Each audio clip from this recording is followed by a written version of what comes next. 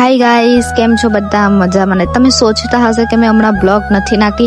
Blog edit કરેલા છે, but સેવ નથી થતા કારણ કે કેપકટ મારા પાસે પૈસા માંગે છે. આજે મેં ખુશ પણ છું અને થોડીક નર્વસ પણ છું કારણ કે મારો ફર્સ્ટ કોલેબોરેશન છે, એટલે મેં જવાની છું આજે અલ્ઠાન. બટ મેં નીકળ ગઈ હતી, પણ યાર સિગ્નલ ઉપરથી આટલી ગરમી શું કરું, એટલે સિગ્નલ પર થોડી વાર ઊભી રહીને અમે લોકો નીકળી ગયેલા હતા. અને અગર આવ્યા તો આટલું બધું ટ્રાફિક, सूरत में इतना ट्रैफिक और इतनी गर्मी क्या करे, मर जाएंगे कभी हम. फालतूની પંચાયત ઓછી કરી અને લોકેશન પર જઈએ ગાઈસ. લોકેશન પર તો અમે આવી ગયેલા હતા, બટ અમને બિલ્ડિંગ નંબરની ખબર હતી, એટલે અમે શોધતા ફોન કરીને પછી આવી જ ગયા. એમના ઘરે આવીને પહેલા તો અમે થોડીક પંચાયત કરી. પંચાયત કરવા વગર આપણાથી કંઈ થાય જ નહીં, એટલે પહેલા થોડીક પંચાયત કરવું જ પડે તો જ કંઈ મેર બેસે ગાઈસ આપણો.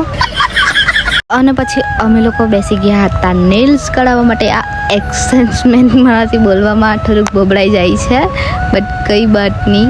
कल रील्स बनाने के लिए मैंने बहुत कोशिश की थी, तब जाके एक रील्स बनी थी. અને તમને શું લાગે કે પંચાયત કરતા એટલે કે કડવા વગર અમે લોકોને નેલ્સ કરાવશે ચૂપચાપ બેસીને? ના, અમારાથી એવી રીતે ન બેસાય. એટલે પાછા અમે પંચાયત કરતા નેલ્સ કરતા હતા. वो अलग ही लेवल का बंदा था. और ये है हमारा फाइनल लुक.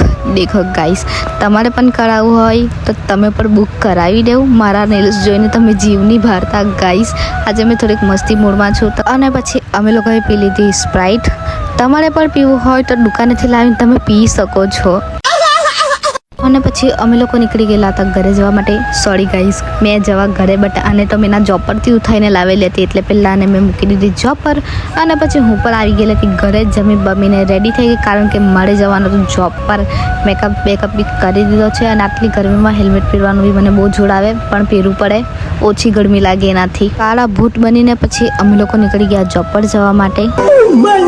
હમણાં ટાઈમ છે 9:30 અને જો ગાઈસ ઝાકર એટલી પડેલી છે ને કે એવું લાગતું છે કે વરસાદ પડ્યો છે. એવી રીતે આખું જ ભીનાઈ ગયું ને પગ તો એવા લપસતા હતા ને કે જેવા ડર એટલે એકદમ નીચે જ. મજા આવતી હતી, પણ યાર આટલું ભીનું થઈ ગયું એવું લાગતું છે કે બહુ જ વરસાદ પડ્યો. જો ને પાણી નીકળતું છે આમાંથી તો અંદરથી. रुको जरा, सबर करो. 11 વાગે એટલે બધું પબ્લિક ચાલ્યું જાય, એટલે પછી તો અમારો જ રાત ચાલે. એટલે અમે લોકો આમાં થોડુંક રમે. એટલું ભીનું હતું ને કે ઉપરથી ચહેરાતું નહીં હતું, એટલે એકબીજાને ખેંચીને ઉપર ચહેરા ને પછી ઉપરથી આવી રીતે ફેંકતા હતા ગાઈસ. તો ચાલો મળીએ નેક્સ્ટ બ્લોગમાં.